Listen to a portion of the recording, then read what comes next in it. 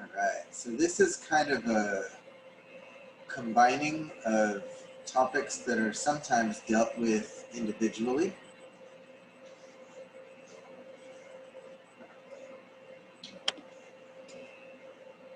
So I'll start with a big picture and then we'll work to a smaller picture and then build up the picture again toward cognition, which is in the big picture again. The central nervous system is composed of two types of cells. There's glia and neurons. And you might be surprised to learn that glia outnumber neurons. So when we talk about our brain as a collection of 100 billion neurons, that's true. But there's a 10-to-1 ratio. Glia cells outnumber our neurons. What are these glia for? They provide waste removal and help support neurons, support the structure, because neurons have a kind of structure like a tree.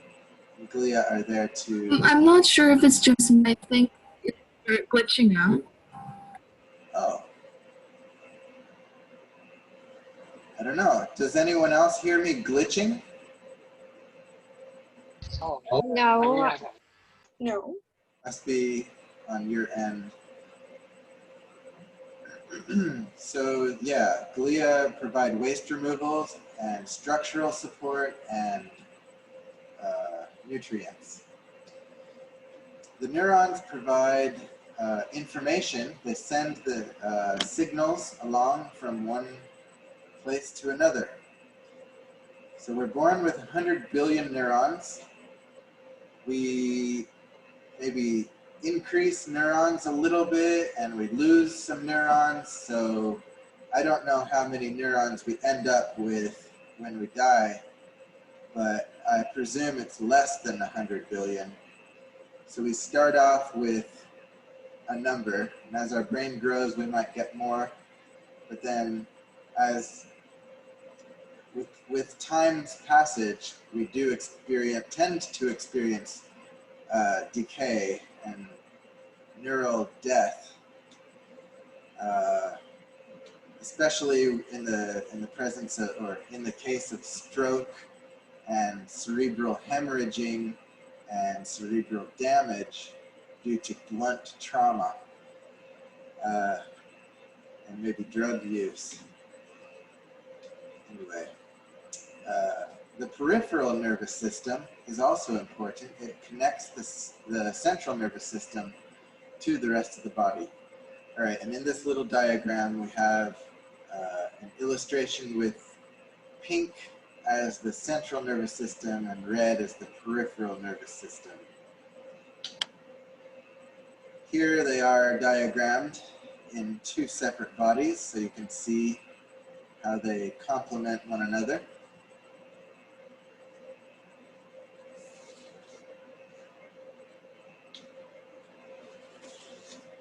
So the peripheral nervous system is composed of thick bundles of axons, which connect the central nervous system to our muscles, organs, and senses in the periphery of the body. So it's called the peripheral nervous system because the periphery means on the edge, usually. So if your vision is looking straight, peripheral vision is out to the side, and the periphery of the body is everything outside of the central nervous system. So the PNS, peripheral nervous system, has two major subdivisions. They are the somatic and autonomic. And the autonomic is subdivided into the sympathetic and parasympathetic. But the somatic is the nervous system. Sorry, the somatic nervous system is motor neurons and sensory neurons. So mostly it's this, what the area you see in the diagram here on the right. Motor and sensory neurons. The autonomic nervous system controls our internal organs and glands. So the autonomic is spread throughout the whole body.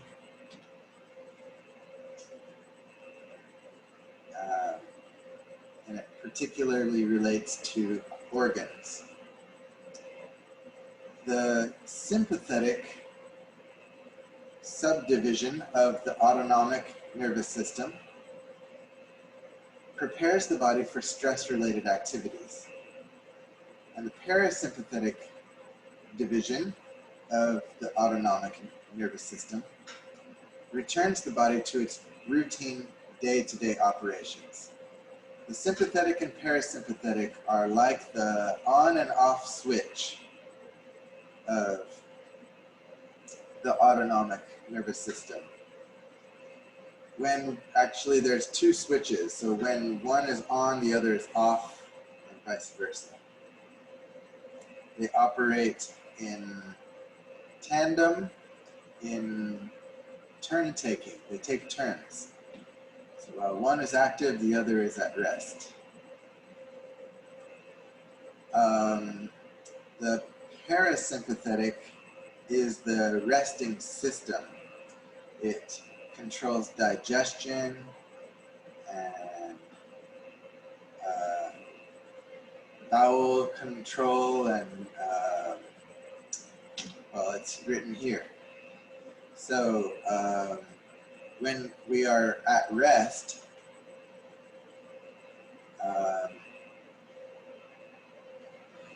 our pupils are constricted appropriately to see clearly, to let in a bit of light, but not too much.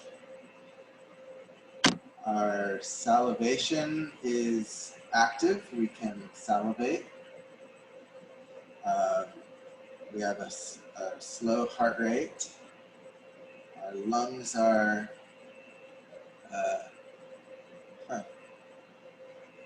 constricted, apparently. Digestion is stimulated, and we have our bladder signals us that we have to use the restroom. This is all normal, everyday experience, but when we are in a fight or flight state, like when we are threatened by an alligator or a cobra or a tiger or bear, our pupils dilate, which means that they open wide. The black part of our eye opens wide to let in as much light as possible and to see everything as much as possible. We don't need saliva. Our heart rate increases.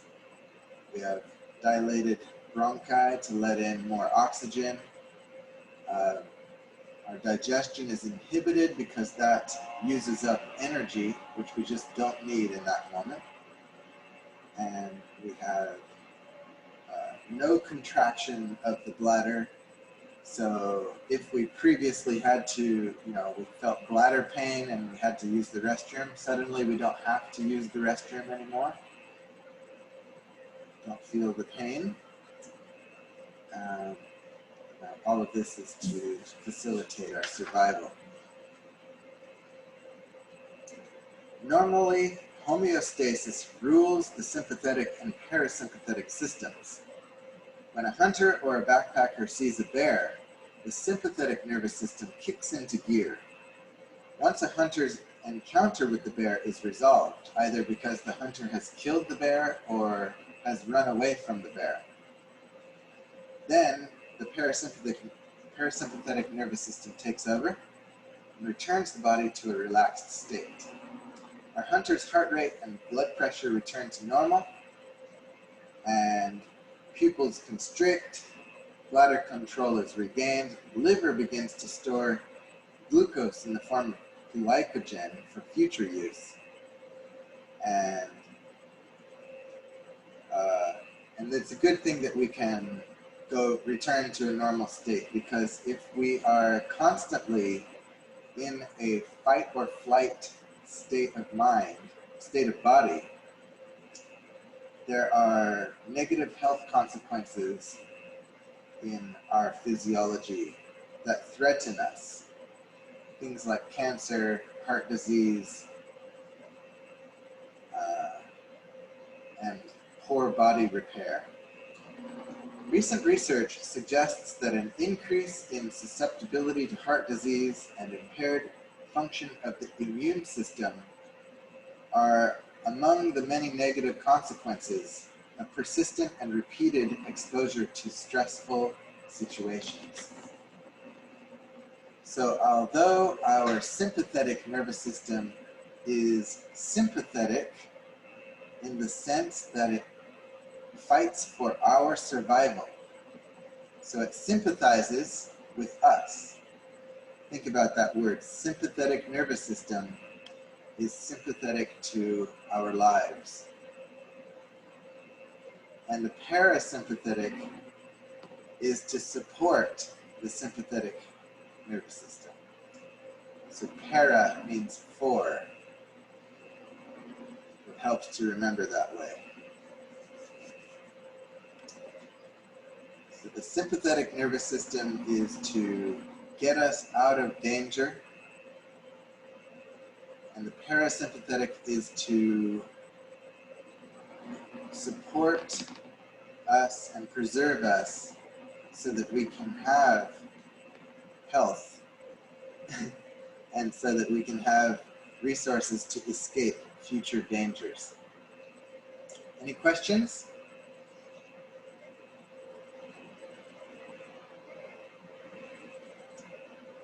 Right. Now we move into the small scale to learn about neurons and their activity. So I have a series of videos to show to explain these things. But first of all, here's the diagram of a neuron. And here's the diagram of an action potential where the y-axis is a measure. But that chemical signaling is greatly speeded with electrical mechanisms within neurons to sort of electrically, through saltatory conduction, as the first video showed, the signal is passed along the whole stretch of a neuron from its tail to its head to its extending arm to reach the next neuron. All of that electrical conduction is very quick and efficient for sending a message from one place to another within the nervous system.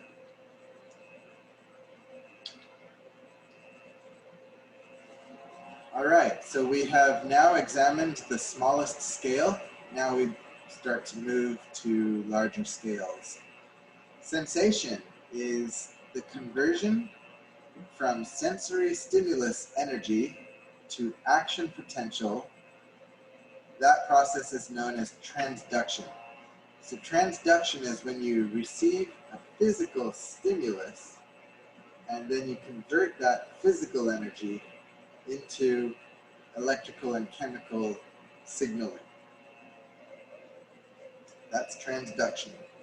So another case of transduction is when your eyeball's retina receives a photon of light energy, and instead of reflecting it, it absorbs that energy, changing the structure of molecules in your retina to another structure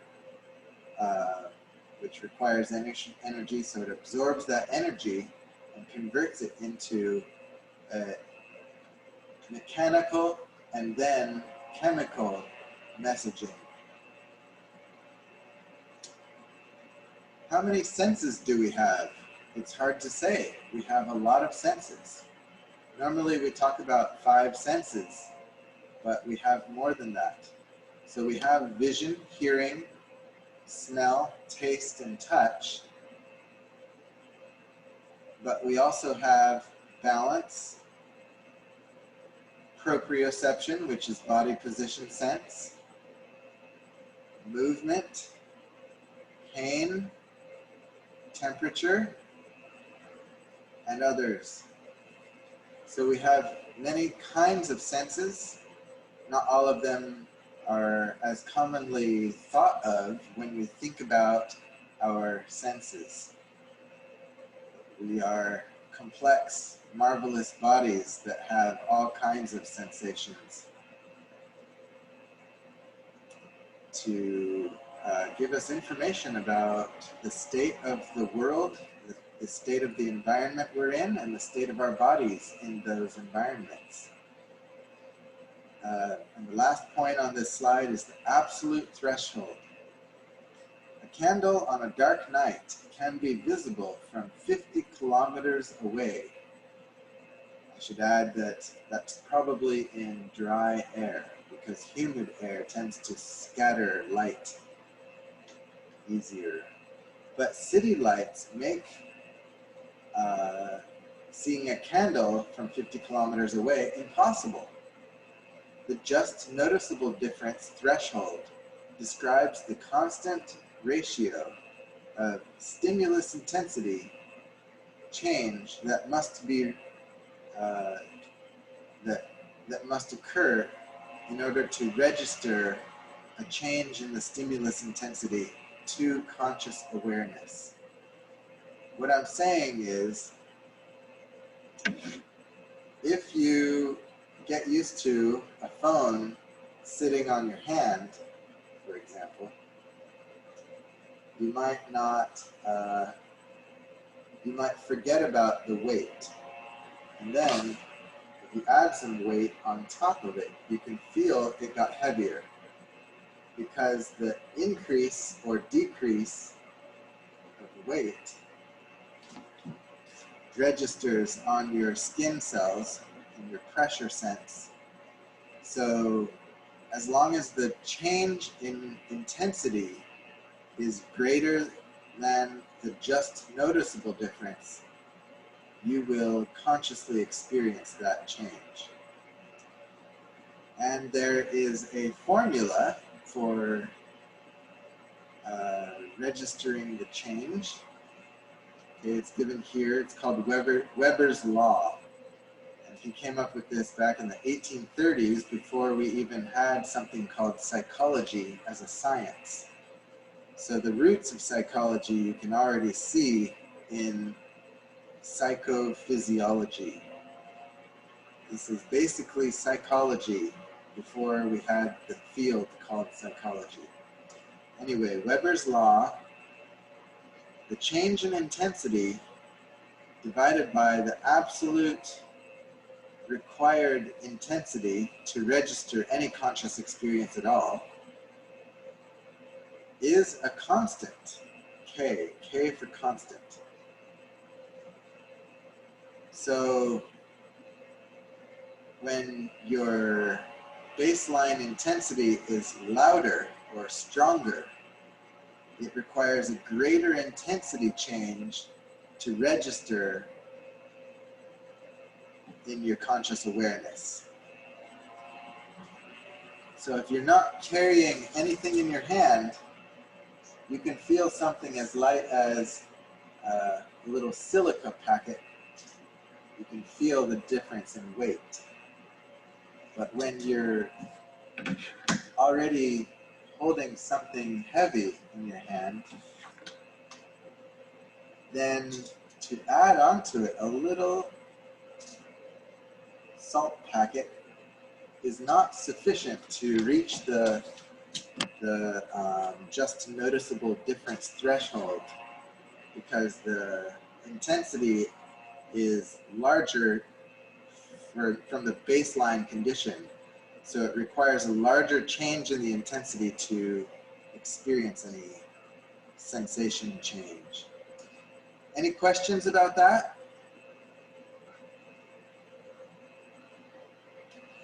All right, so this is kind of really ancient psychology. 1830s this was discovered, but it has become a it's mathematical, it's consistent, reliable. We like to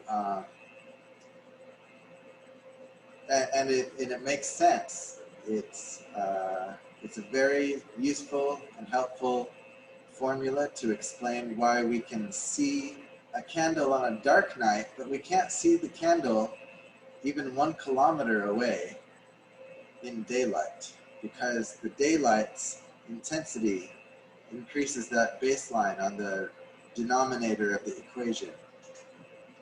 So if you really want to be sensitive to any stimulation, remove stimulation as much as possible to get to as small of a baseline of a denominator of intensity as you can. So if you want to taste the deliciousness of, I don't know, something, you have to cleanse your palate by washing away other tastes. Maybe they say drinking coffee helps to cleanse the palate. Coffee is bitter. I don't know why they say that it cleanses the palate. If you want to hear someone clearly, get into a quiet room, etc. I don't know how people can ever have conversations in clubs. It's still a mystery to me. Is it lip reading or is it ESP? I don't know. Any thoughts or questions at this point?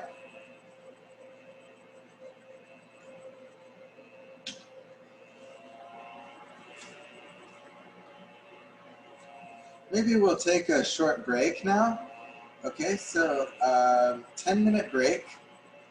I'll just pause the video so you can use the restroom or anything.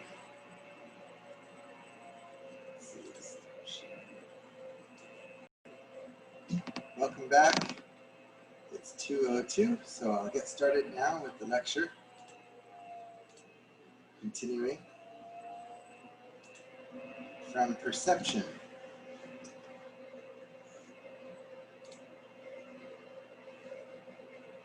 Perception is the way that sensory information is organized, interpreted, and consciously experienced. There are the bottom-up processing path and the top-down processing pathway. These are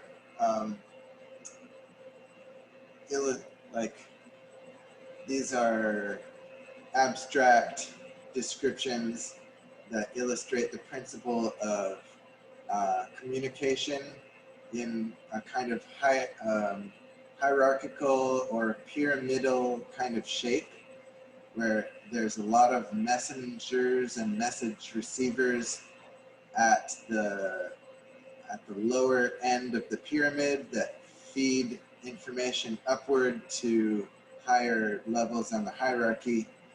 And so if we have incoming messages from the environment, that's going to be bottom-up processing, because the bottom of the pyramid is where the message, the stimulus receivers, the sensation organs, we call them at the bottom of the pyramid. And then they receive the energy and send their signals to higher and higher levels of complex organization that is the brain. In order to understand something, we need to put the whole thing together in our minds, which means taking information, diverse kinds and pieces of information, and joining them together. They come together sort of in independent streams of information that eventually merge into a single concept. All right, so that's bottom-up processing. The fact that perceptions are built from sensory input. Bottom refers to less complex, the lower level processes. Top-down processing is how we interpret those sensations. we are influenced by our available knowledge, our experience, and our thoughts. When we think that we are experiencing something, that thought that we are experiencing it is an already coherent concept, like from memory. It doesn't matter where the concept comes from. The point is that once the concept is formed,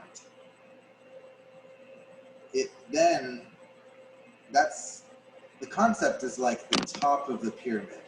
Once you get a conscious understanding or recognition of a concept, then that part signals back down the pyramid to confirm or relay information to the rest of the members of the pyramid, of the hierarchy of communication, relaying the message that we know what this is what it is, in a sense.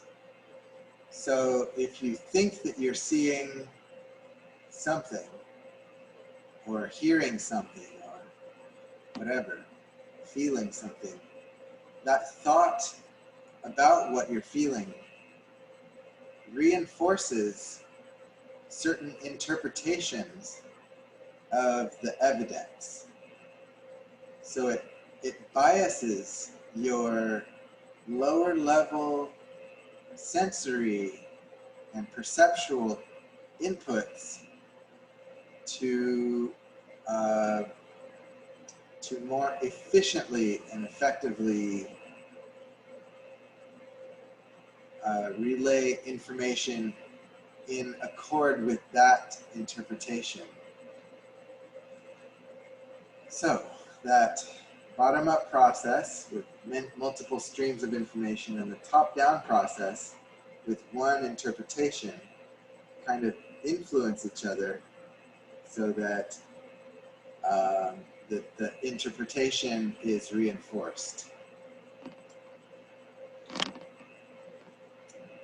Sensation is a physical process, whereas perception is a psychological process.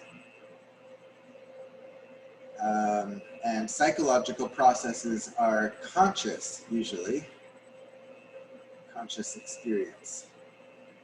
For example, to illustrate both bottom-up and top-down, and I've color-coded these so that you can see the bottom-up part and the top-down part. The scent receptor, so when you smell a cinnamon roll, the scent receptors detect the odor. That is the bottom-up process. You then distinguish and recognize the smell of cinnamon. That's an in-between process. It's not exactly bottom-up or top-down. It's somewhere in the middle. It could be part of the bottom-up process or part of the top-down process. That distinguishing and recognizing cinnamon. And finally, your beliefs and memories are stimulated, the cinnamon concept. And you say, this smells like the bread Grandma used to bake, if Grandma used to use cinnamon in her bread.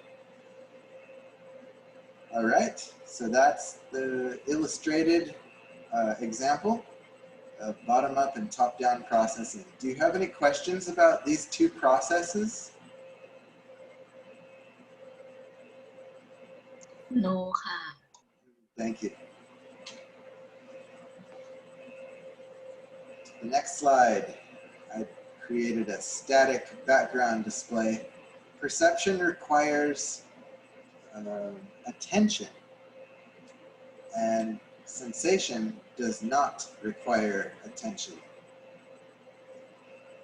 But if you're not paying attention, you cannot be conscious of whatever it is that you feel or perceive. So even though sensation does not require attention, it will not be consciously perceived unless there is attention there. Now, attention is usually, we think that we direct our attention at something. That's true. but our attention is also dispersed and just, you know, when we're awake, our attention is kind of like this static on the slide. It goes everywhere a little bit in all directions. So we do have attention that is dispersed out everywhere when we're awake, but when we are conscious of something, it's usually because we have narrowed our attention on the thing that we're conscious of. So that's how attention relates to becoming conscious of sensations. Perception requires attention. So if you don't have any attention dedicated to something, to sensing something, then you might not perceive it. That means you may not consciously perceive it, because perception is a conscious phenomenon.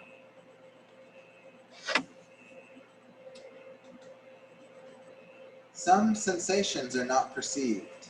Some stimuli are too soft. For example, you might not have reached the perceptual threshold, for example, with subliminal messages. At the bottom of the screen, I've got a picture of a tachistoscope. This is a modern electrical version of what was at first developed before electricity was in widespread use. They used a mechanical device to create a very brief visual display that would be, you know, you could display something for 1/10 of a second or a 100th of a second. You could be very precise. Even back before they had electricity, they could mathematically determine by mechanical means how quickly and briefly an image could be flashed across someone's field of vision. Now we use mechanical devices to do, electrical devices to do the same thing, to reach a subliminal level of sensation.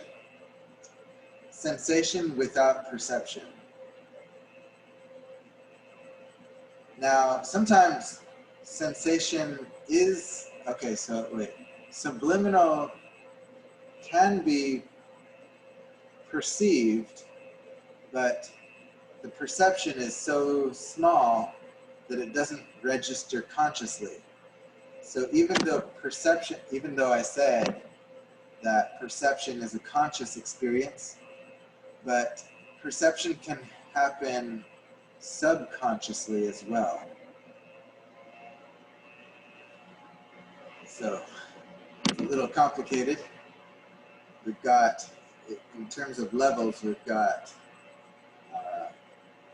sensation without perception, sensation and perception without consciousness, and then sensation, perception, and conscious awareness, because you had enough attention available to become conscious of it. So attention is required for conscious awareness.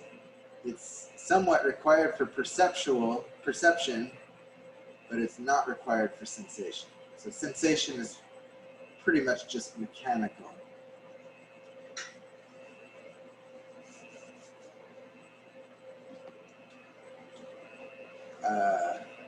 But the divide between sensation and perception is not always as black and white as I have made it seem just now. All right.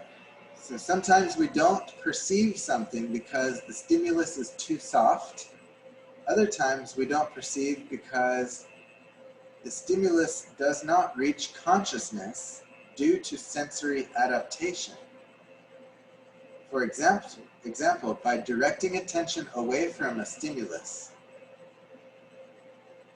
for example, the ticking of a clock, or the chatter around you, other voices. These things, even though we can sense them and we can perceive them and we can become conscious of them, we tend to block those things out of our conscious awareness because we are more thrifty with our attention. So we pull our attention away from unimportant things so that we can pool our attentional resources to dedicate to more pressing matters. So you might hear the tick of a clock and think that you don't hear it, and that's because you have chosen to be unconscious of it. But through some practice and training, you could become conscious of it again. It's probably not profitable for you to become conscious of a ticking clock, so you don't need to bother to try to regain your conscious awareness of that. But maybe there's some cases, some situations where you would like to regain conscious awareness of something that is subtle in your environment, which you can do through training your attention to be on that thing. I think a good example is, I think many of you can relate to not hearing your alarm clock in the morning if you use an alarm to wake up. Many of you do perceive that alarm every single time. And some of you may automatically hit the snooze button and go back to sleep, as though you're not conscious of it. It's because you did not dedicate too many attention resources to that event. So by allocating more attention to things, we become more conscious of them and we remember them better. Any questions? Okay.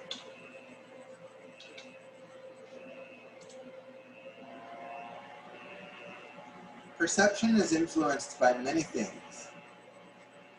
We can be influenced by our cultural experience, because we live in a carpentered world where we are more susceptible to the Mueller-Lyer illusion than those who are not familiar with our carpentered world, such as the Zulu in South Africa, in whatever shapes of homes they have, not square and not at right angles like us. So because we are used to dealing with right angles and the shapes, the three-dimensional structure of rooms and buildings, we are more susceptible to something called a Mueller-Lyer illusion. And that illusion is illustrated here. If you look at this diagram, the black line on a window edge and the black line of a corner of the back of the room, those two lines are equivalent in length. If you measured them with a ruler, you would find that they are the same. We are susceptible to that illusion because we live in a carpentered world. That's one way to say it. That's a cultural experience influencing our perception. Another influence is from motivation. Mothers can hear their babies cry under noisy conditions. Air traffic controllers notice blips in their radar that many of us would not notice. Because of motivation, we can adjust how much attention we allocate to detecting certain signals in our noisy world. Personality matters. Children described as thrill seekers are more used to showing taste preferences for intense, sour flavors. So thrill seeking and sensation seeking are synonyms, and the sensation seeking even goes not only thrills and fear and anxiety that are stimulating for a thrill seeker, but even simple sensations like sour and spicy, probably. So that's influenced by personality traits, characteristics. And the last one here, attitude.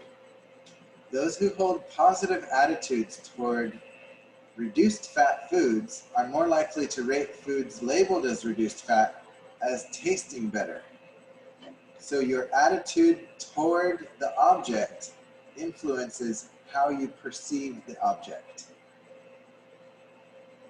So this is a case of biased perception, and our attitude influences how we perceive or what we perceive. Any questions? Thinking, and here we've got a nice electrical background because thinking occurs with our central nervous system, which is composed of neurons that electrically conduct signals from across the stretch of each neuron. So you could think of thinking as a constant electrical storm. It's happening while you're awake, while you're focused and thinking, as well as when you're doing nothing and just daydreaming, as well as when you're sound asleep. There's a constant electrical storm going on. The brain is endlessly perceiving, processing, planning, organizing, and remembering. And when you're asleep, there's other things that it does, but they are important as well. We don't know so much about what the brain is doing when it's sleeping, but it is active all the time. It has to stay active or the neurons themselves will die. A neuron that is not stimulated will eventually be removed, will die. So,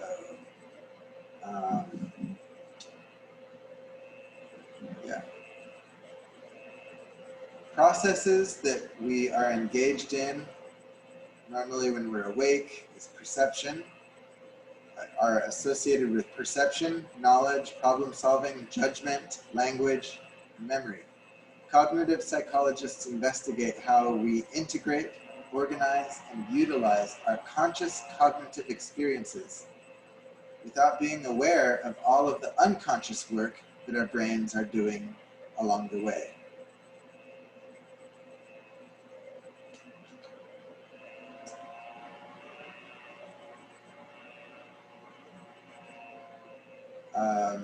Now for this, I've presented here a Jell-O mold and how that's useful for creating Jell-O in a certain shape. So while the Jell-O mold holds the liquid Jell-O until it's cooled down in the refrigerator, it's still soft information. And then with time and certain processes, the information is converted into a more solid form, like the Jell-O mold on the right, the Jell-O on the right. So memory goes through three processes. First, encoding. We encode information, then we store it, and then we retrieve it. Those are the three stages. In encoding, This is the construction of information. Soft information comes into our conscious awareness and is shaped to fill a mold, which is our expectations and our beliefs. And we fit raw information into these expectations. So the Jello mold is our expectations, and the Jello, the liquid Jello, is the soft information that feeds into it. And then for storage, we take that information in the mold and we crystallize it. We make it solid for long-term storage. And then, and I cannot speak so much about what this crystallizing means at the neural level, because that is not so well understood yet. Or if it is understood, I don't yet understand that part. When I was in school, in graduate school, we didn't really understand the conversion of the encoded memory into the storage form of the memory.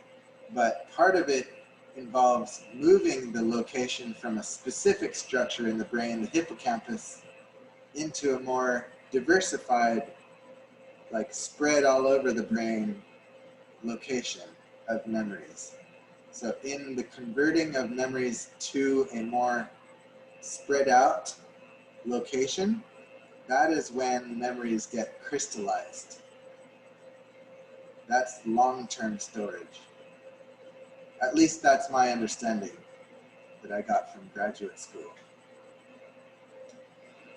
And retrieval is the reconstruction of stored information with some alteration or modification.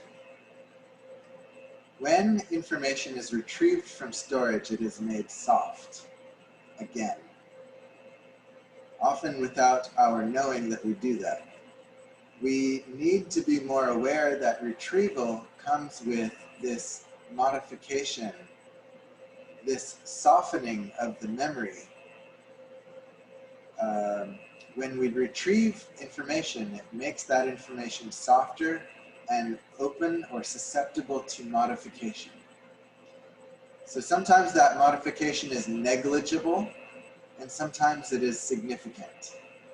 Because memory is so fragile, witnesses can easily be misled and mistaken and believe that they remember something that did not happen, or not believe that something did happen because it was lost during any of these three stages. Well, actually, during the encoding or the retrieval, chiefly.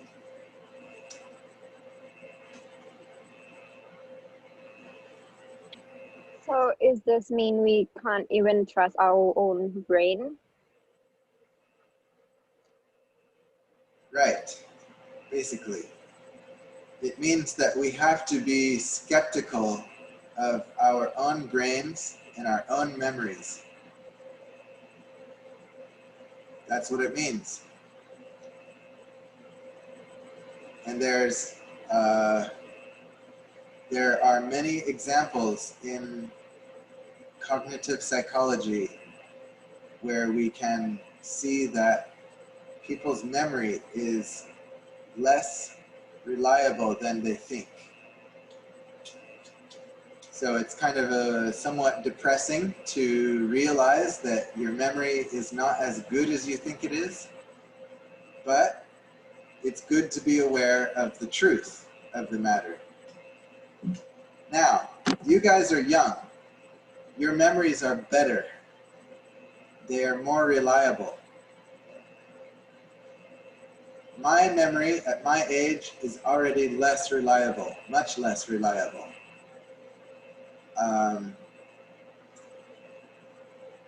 But even your memory can be unreliable if you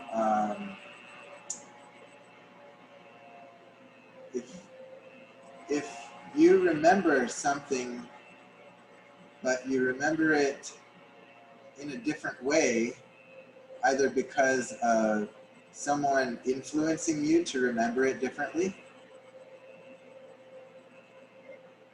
or because you're motivated to remember it differently,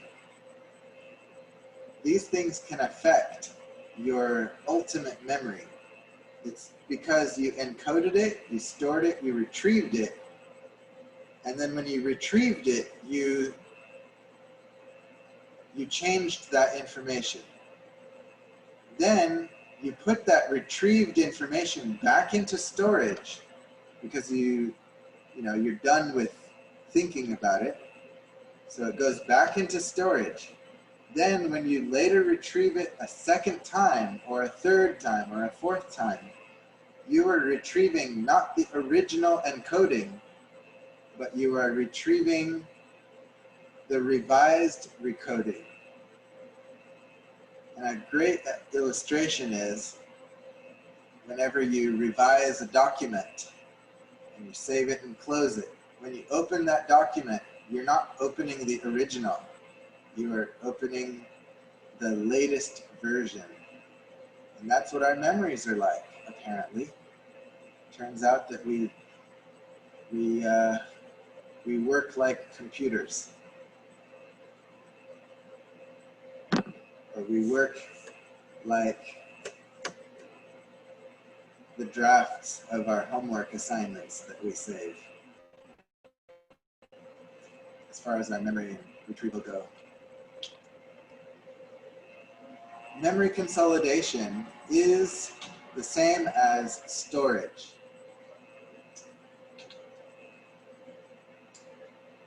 Memory consolidation refers to transferring memories from short-term to long-term storage location. So it's not exactly the same as storage, but it's roughly corresponding to the idea of storage. When we shift the location of a memory from a temporary structure to a more diversified area over the brain.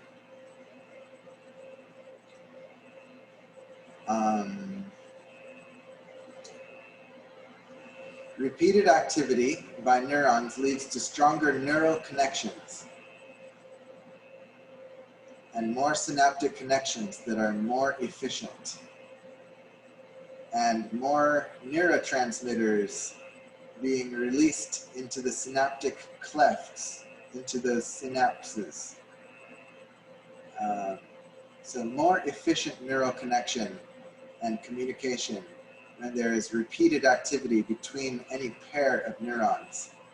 Because frequency of communication between any pair of neurons tells both neurons that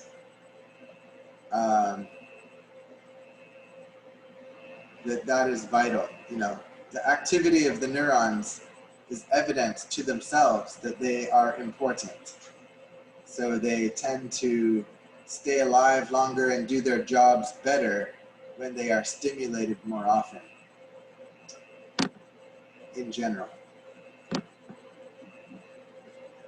Hyperthymesia is a new term that, well, it's not very new. It's a few, 3 or 4 decades old now, but it's the idea that there are people who are super consolidators. They are very good at remembering information for a long, long time. It's an exciting, newly discovered phenomenon. It's a rare trait. Not many people have been identified who have it, but it's, and for some reason, because I think the first 1 or 2 people that were discovered to have this condition complained about it and felt like it was a curse more than a blessing. So I think that the term was associated with being a disorder. But now we've found people who don't think of it as a disorder and don't think of it as troubling at all, and make great use of their superb memory skills. Why not? So it's not thought of as a disorder anymore, at least not by me. Psychologists don't know what to make of this because it's such a rare trait, and our clear example of how anterograde amnesia works. You simply have no ability to form new memories since the accident, since the event, whether it's a stroke or head injury, whatever it is. There's still the ability to remember. We still have the ability to remember things before the event. So Clive Waring should be able to remember his life as a kid, but it's only the memories formed after the event that are not formed. That's anterograde. So anterograde is after the event. Retrograde amnesia is another type. This is loss of memories from events that occurred before the trauma. People with retrograde amnesia cannot remember some of their past. An example is one striking thing about Jing's account of her retrograde amnesia was where she said there was a picture of her as a young child, and she said, "I don't remember anything of her," or something like that.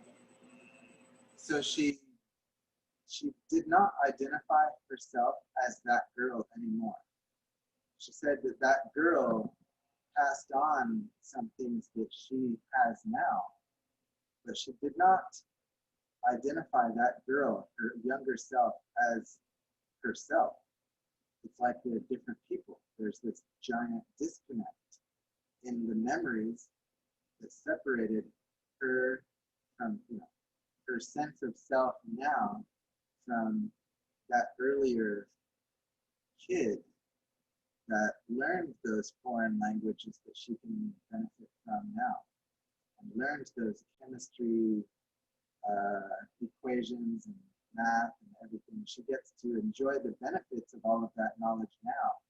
That's been passed on to her through the accumulated skill development of her younger self, which she de-identifies with. Looks at the kid as an outsider. And yet she did say at the end, the most important thing is the soul, which continues from across that gap in her lost memories. She knows that her soul now is the same as it was then, even across that big divide of blank time. So it's almost like she's identifying herself with a past life, or it is exactly that. But how we integrate our childhood self with our current self is through that continuation of memories, that sense that we can connect now to then through our memory, it seems.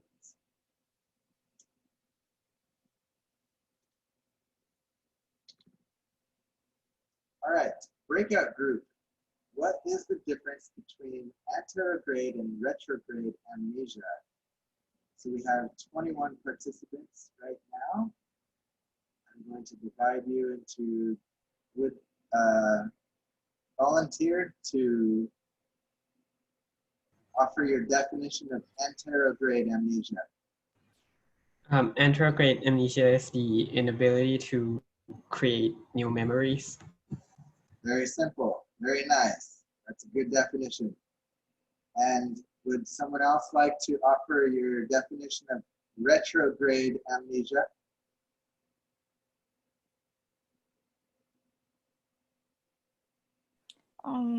I think it's like you can't remember what happened before the trauma or the event, basically. Good. That's right. Yes. Okay, good. Thank you.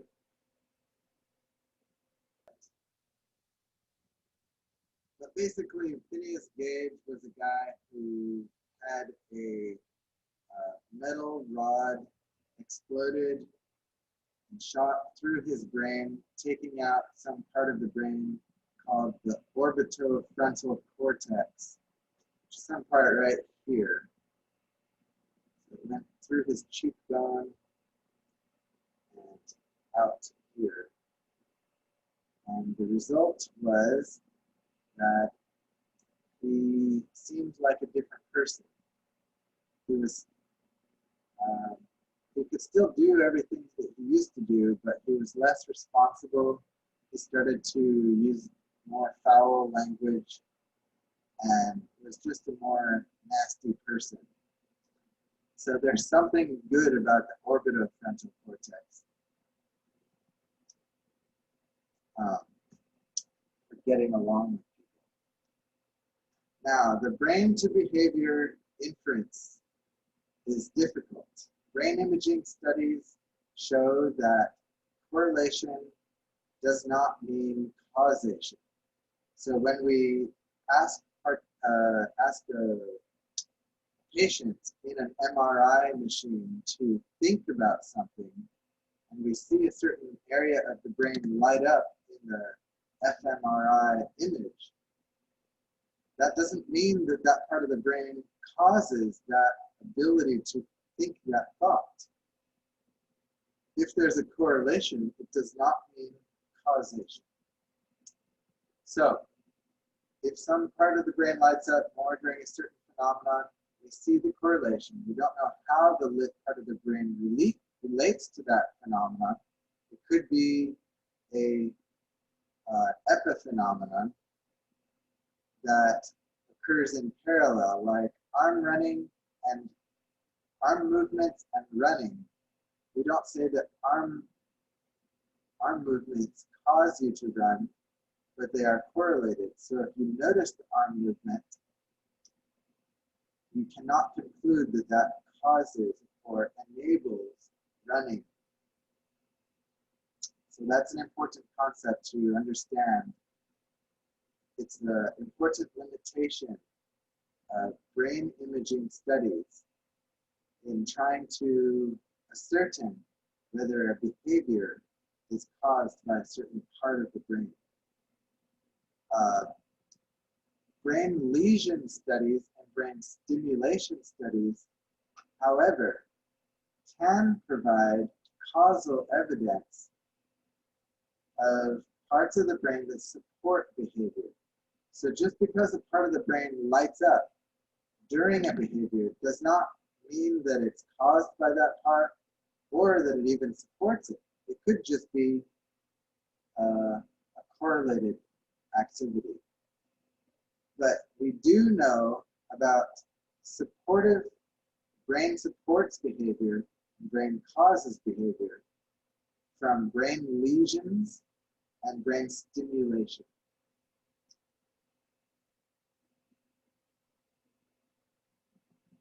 We are learning that the old-fashioned idea of engrams is not a very useful, well, it's partially useful concept. The engram concept is that one part of the brain does one thing. We're learning now that that's not a very useful analogy, because we're finding that one part of the brain is useful for many different things, many memories.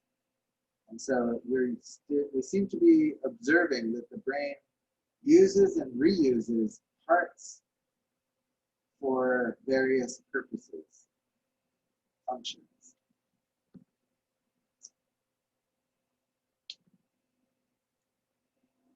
Okay, and so that was the last slide of the lecture. Now, here are your assignments. You have a podcast assignment this week. What can a personality test tell us about who we are? So have a listen there and do your podcast notes to be uploaded to Blackboard as usual. And be prepared to discuss any questions that I give you about that in groups next week.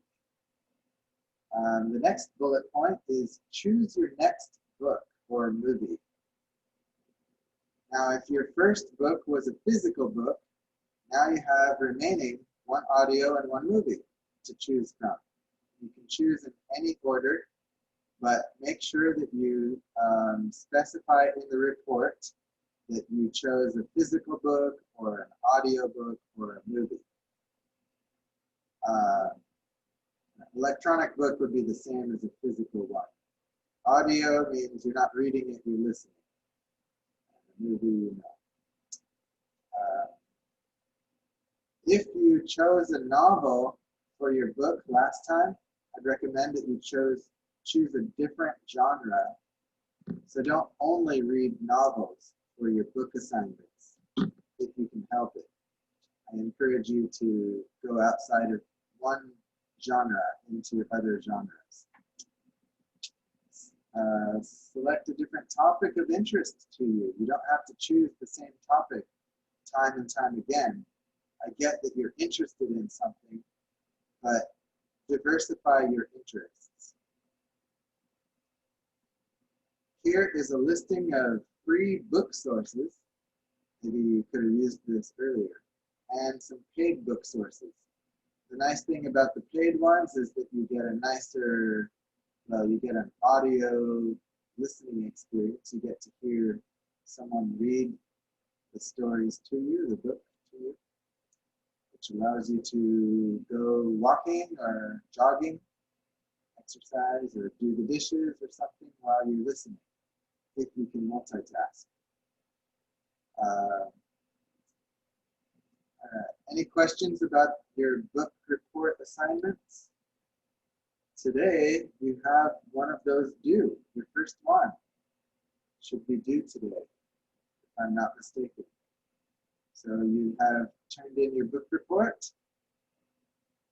Have you? Yes. All right. If you haven't, make sure you get it in by today. I have a question. Yes. Do you know when will our midterm be? Like, do we need to take it online or offline? I have decided not to give a midterm exam in my class. Oh, okay. The final Thank you. will be in December, I think, or end of November. I can't remember. Okay, so we have no midterm test for your subject, right? That's right. All right, thank you. Welcome. Any other questions?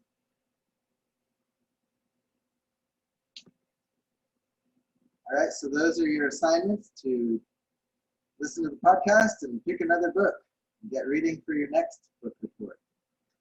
And I hope you enjoyed your first book and learned a lot, and I look forward to reading your reports to see what you learned about and how it's changed your thinking. All right. Now, the laboratory activity. You're going to do this on your own. Your assignment is to download a VR app. That means a virtual reality application. Some examples are Google Cardboard, that's an app, and virtual reality roller coaster. Seems to be that there's a lot of roller coaster VR apps because I think the motion helps to convince you. It helps to grab your attention, really, to hold your attention into the VR display, I think. So the roller coaster app is good. So please report in your write-up